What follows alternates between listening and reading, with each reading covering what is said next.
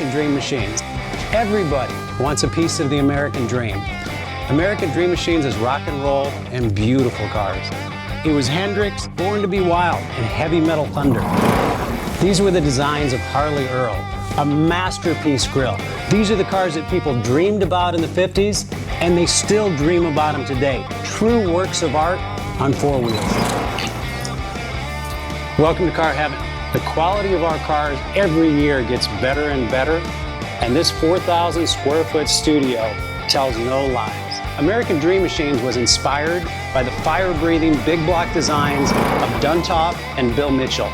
These were the baddest cars in 1967. It's not all about the numbers. If we can get 500, 600, 700 horsepower in one of these street beasts, it's a whole lot of fun.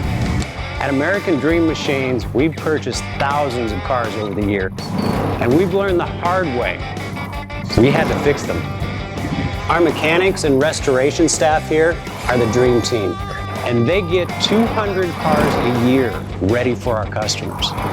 Yes, I love that. American Dream Machines opened our doors in 2003. We've sold thousands of cars all over the country and all over the world. We have beautiful cars here, and you should own one. So you want to drive the Buick in the back?